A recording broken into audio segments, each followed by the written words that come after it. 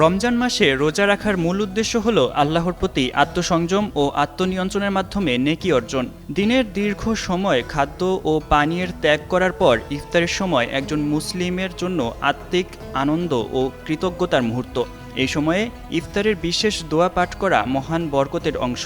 ইফতার সহ যে কোনো খাওয়া দাওয়ার শুরুতে বিসমিল্লাহির রহমানির রহিম বা বিসমিল্লাহি ওয়া আলা বারাকাতিল্লাহ পড়া সুন্নত। তাই ইফতার শুরু করতে হবে বিসমিল্লাহ পড়ে। তারপর হাদিসে বর্ণিত ইফতারের দোয়াগুলো পড়া।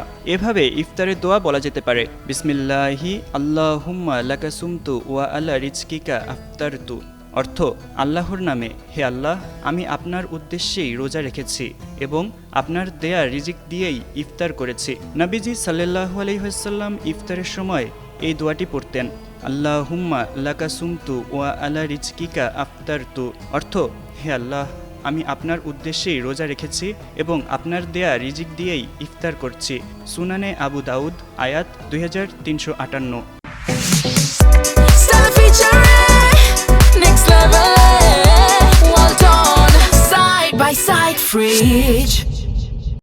হযরত আব্দুল্লাহ ইবনে আমর ইবনুল আস রাদিয়াল্লাহু আনহু ইফতারের সময় এই দোয়াটি পড়তেন, আল্লাহুম্মা ইন্নী আসআলুকা বিরাহমাতিকাল্লাতী ওয়াসিআত কুল্লা শাইইন আন তাগফিরা লি। অর্থ, হে আল্লাহ, আমি আপনার সেই রহমতের উসিলায় প্রার্থনা করছি যা সব কিছুর ওপর পরিব্যাপ্ত, আপনি আমাকে ক্ষমা করে দিন। সুনানে ইবনে মাজা, আয়াত 1753। ইফতার হলো রোজার আনন্দ ও আল্লাহর প্রতি কৃতজ্ঞতার মুহূর্ত। হাদিসে বর্ণিত এই দোয়া পাঠ করা আমাদের রোজার নেকি বৃদ্ধি করে এবং আল্লাহর নৈকট্য অর্জনের একটি বরকতময় সুযোগ। তাই প্রতিদিনের ইফতারে এই দোয়া পাঠ করা অত্যন্ত সুন্নাত ও প্রিয় আমল।